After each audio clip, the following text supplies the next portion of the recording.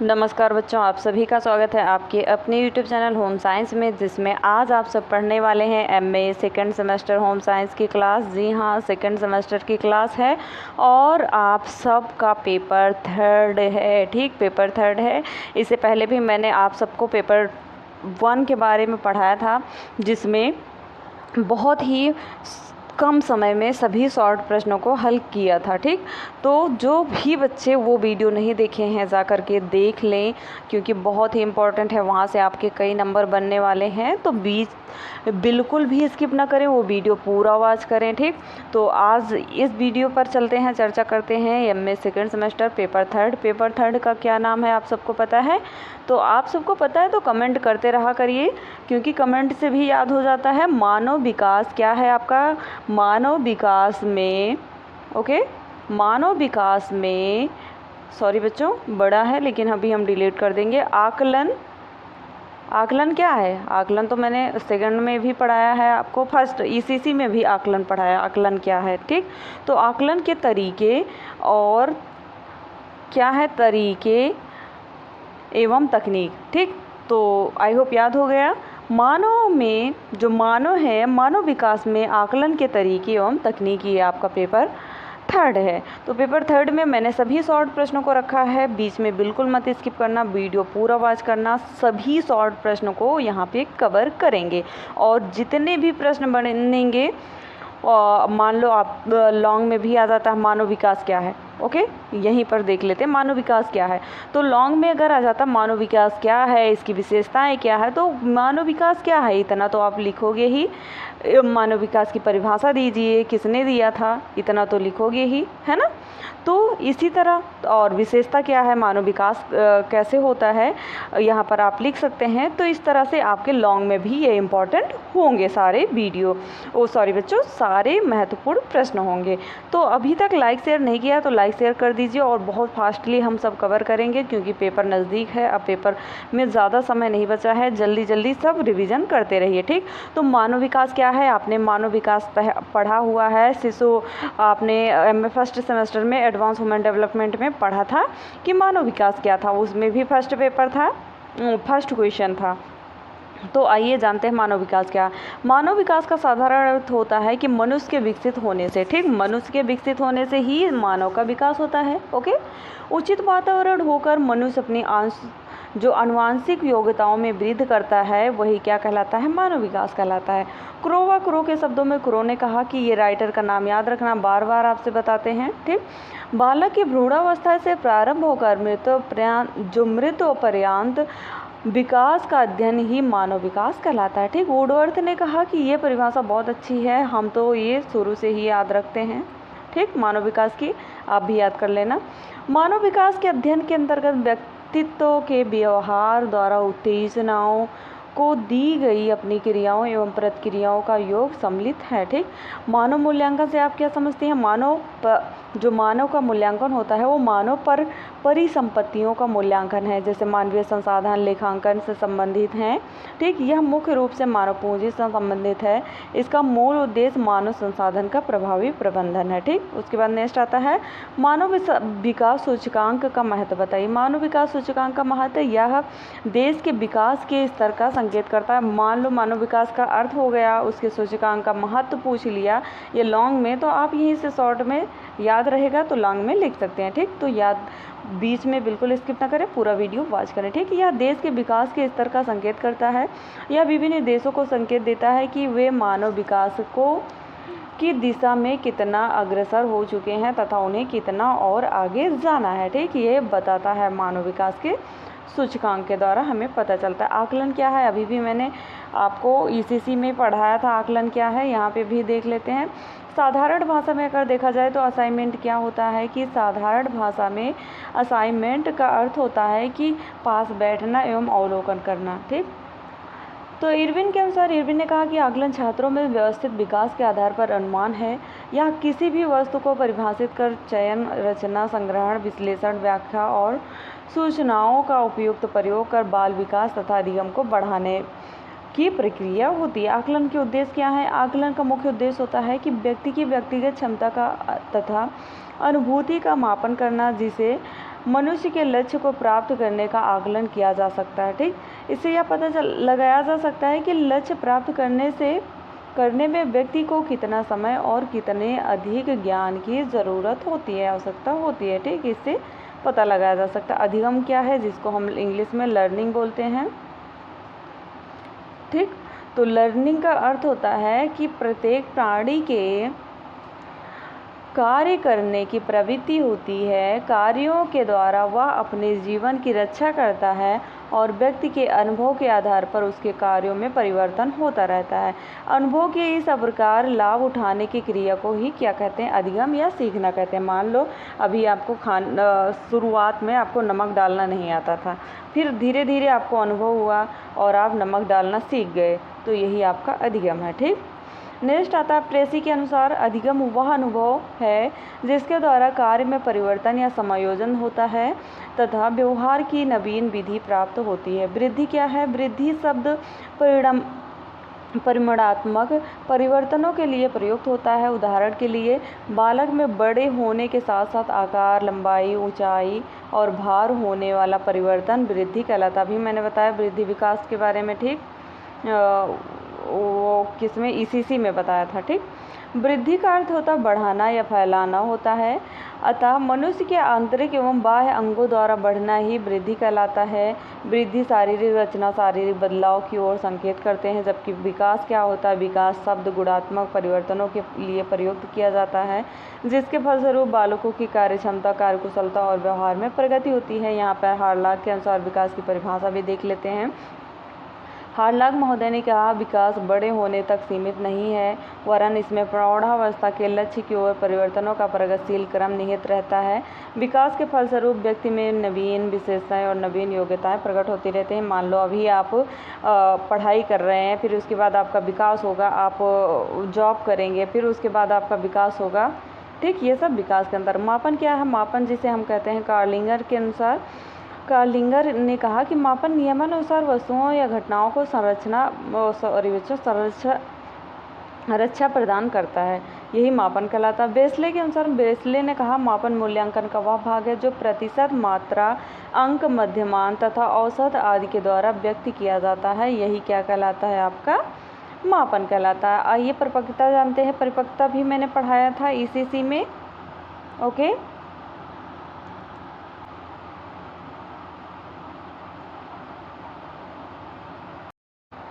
परिपक्वता क्या है, परिपक्वता का अर्थ होता है कि व्यक्ति के आंतरिक अंगों व्यक्ति के आंतरिक अंगों का प्रौढ़ होना तथा उन गुणों का विकसित होना जो उसे वंशानुक्रम से प्राप्त होते हैं। ठीक, परिपक्वता आंतरिक विकास की प्रक्रिया है। इसी के कारण बालक के शारीरिक अवयव में नई क्रियाओं को सीखने की क्षमता उत्पन्न होती है। अबगार स्कोर क्या है बच्चों, जब छोटे बच्चे होते हैं, नवजात शिशु होते हैं, जो 5 मिनट के अंदर उनकी धड़कन, उनकी हृदय गति, उनका सांस लेना वगैरह वगैरह सभी जाँच जो होती हैं उनसे स्कोर प्राप्त किया जाता है। अगर अधिक स्कोर होता है तो बच्चे स्वस्थ होते हैं, वही अबगार स्कोर कहलाता है। फिलहाल यहाँ पर देख लेते हैं।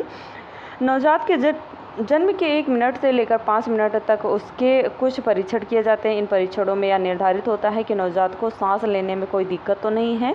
साथ में इस शिशु की हृदय धड़कन संबंधी परेशानियों का भी पता लगाया जाता है। इन्हीं टेस्ट के रिजल्ट को अबगार स्कोर कहा जाता है। ठीक, अब यह स्कोर जितना ज़्यादा होता है नवजात को उतना ही अधिक स्वस्थ माना जाता है। नेक्स्ट आता है नवजात शिशु व्यवहार आकलन स्केल, जिसे NIVAS कहते हैं।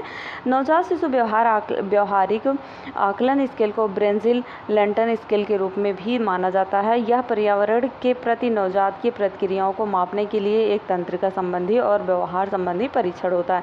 निरीक्षण का अवलोकन क्या है, निरीक्षण या अवलोकन का तात्पर्य एक विशेष विषय से संबंधित घटनाओं को व्यवस्थित रूप से देखना है तथा अपनी बुद्धि और कुशलता के आधार पर यह घटनाओं के कार्य कारण संबंध को समझना है। मोजर के अनुसार, मोजर ने कहा कि जब यह हम किसी व्यक्ति द्वारा कही गई अथवा सुनी हुई बात पर ही विश्वास नहीं करते बल्कि घटनाओं को स्वयं देखकर उन्हें समझने का प्रयत्न करते हैं तो वही अध्ययन की इस प्रविधि को अवलोकन कहा जाता है। नेक्स्ट आता है प्रश्नावली क्या है, बहुत इंपॉर्टेंट है प्रश्नावली। प्रश्नावली एक ऐसी प्रविधि है जिसके द्वारा समिति सीमित मात्रा में ही सूचनाएं प्राप्त की जाती हैं। जैसे बोगार्ड्स ने कहा प्रश्नावली विभिन्न व्यक्तियों को उत्तर देने के लिए प्रेषित की गई प्रश्नों की सूची है।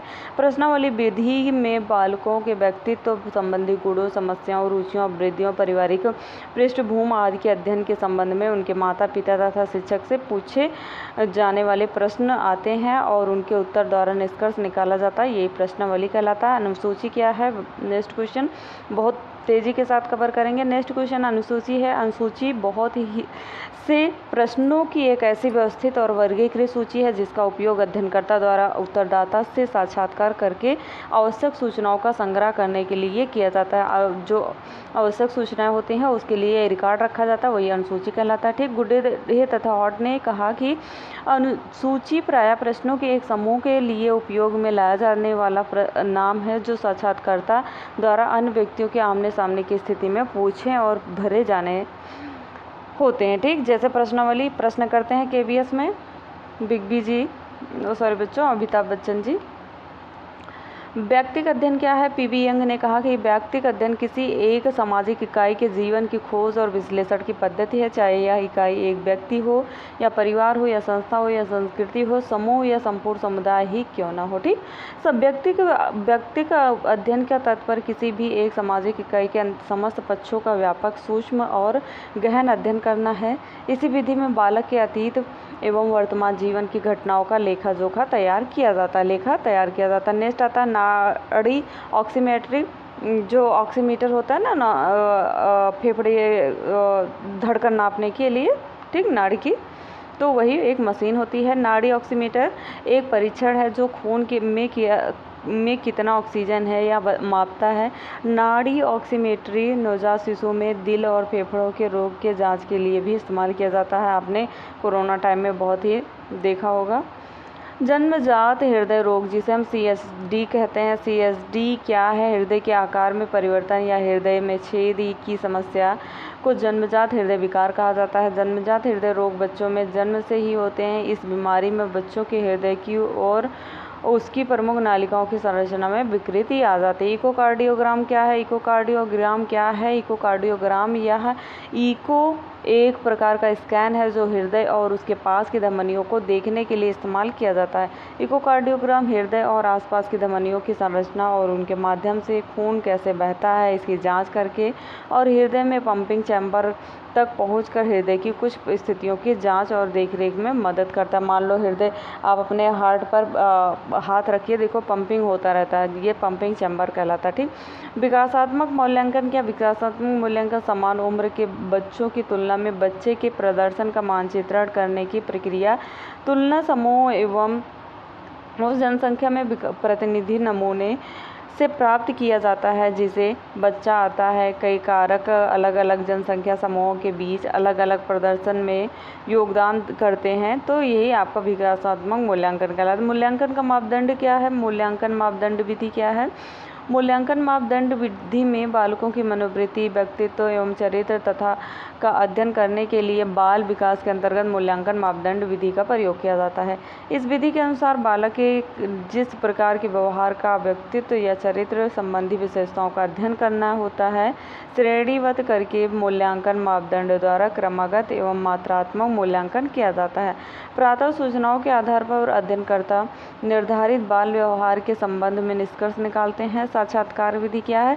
साक्षात्कार विधि द्वारा बालकों के व्यक्तित्व संबंधी विशेषताओं, रुचियों, क्षमताओं का अध्ययन उससे बात करके पूछताछ के द्वारा किया जाता है। साक्षात्कार करते समय बाल मनोविज्ञान या बाल विकास विशेषज्ञ को चाहिए कि वह जिसका साक्षात्कार कर रहा है उसके प्रति सहानुभूति का व्यवहार भी करे। ठीक, उत्तर शैशवावस्था क्या है? उत्तर शैशवावस्था ये अब लास्ट आपका सेशन चल रहा है, लास्ट पेज है। ठीक, यह अवस्था 2 सप्ताह से लेकर एक वर्ष तक 2 सप्ताह से लेकर वर्ष तक की अवधि की होती है। इस काल में बच्चों को बाल शिशु कहा जाता है। 2 सप्ताह की अवधि ही उत्तर शैशवावस्था कहलाती है। ठीक, इस अवस्था में बालक शिशु के शारीरिक, मानसिक, सामाजिक, संवेगात्मक, गत्यात्मक, भाषा संबंधी विकास का अध्ययन किया जाता है। ये यहाँ पे 2 सप्ताह से लेकर उत्तर शेषावस्था 2 वर्ष तक लिखना चाहिए। ठीक, बाल विकास क्या है? बाल विकास शब्द 2 शब्दों से मिलकर बना है, बाल एवं विकास। बच्चों, बाल या बालक तथा विकास। बाल विकास गर्भावस्था से लेकर परिपक्व अवस्था तक का अध्ययन है। ठीक, बाल विकास बाल मनोविज्ञान का विकसित रूप है। बाल विकास बालक की उम्र बढ़ने के साथ साथ बालक की शारीरिक, व्यवहारिक रुचि तथा लक्ष्यों के में हुए परिवर्तनों का अध्ययन भी करता है। वंशानुक्रम क्या है? आप पढ़ चुके हैं वंशानुक्रम। ये लास्ट है आपका, 3 प्रश्न बचा है। जेम्स डेवर ने कहा कि वंशानुक्रम से अभिप्राय माता क्या होता है बच्चों? माता पिता द्वारा उसके पूर्वजों से जो संग्रहित प्रभाव होता है वही वंशानुक्रम कहलाता है, या जेनेटिक असर बोलते हैं ना। चरित्र लेखन विधि, जिसे हम बायोग्राफिकल मेथड कहते हैं, इसमें क्या होता है? बाल विकास के संदर्भ में चरित्र लेखन विधि में अध्ययनकर्ता द्वारा बालकों के चरित्र के विषय में वर्णन तैयार किया जाता है, जिसमें निरीक्षणकर्ता उस अपनी सुविधा एवं इच्छानुसार बालक के व्यवहार का अवलोकन करता है। स्वाभाविक वातावरण में बालक के व्यवहार का अध्ययन भी किया जाता है। मानव वृद्धि क्या है? मानव वृद्धि क्या है? मानव के शारीरिक वृद्धि मानव वृद्धि है ना। मानव वृद्धि से तात्पर्य शरीर के अंगों के आकार, भार और कार्य शक्तियों में होने वाली वृद्धि से होता है। उसके शारीरिक अंगों में बाह्य एवं आंतरिक दोनों अंगों आते हैं। मनुष्य की यह वृद्धि एक निश्चित आयु तक होती है। मानव शरीर की इस वृद्धि को यंत्रों से नापा तौला जा सकता है। ठीक, तो आई होप आपने बहुत अच्छा समझा है। तो जो नहीं लाइक शेयर किए हैं, लाइक शेयर कर दीजिए, चैनल को सब्सक्राइब कर लें। मिलते हैं नेक्स्ट वीडियो में नेक्स्ट टॉपिक के साथ। तब तक के लिए जय माता रानी।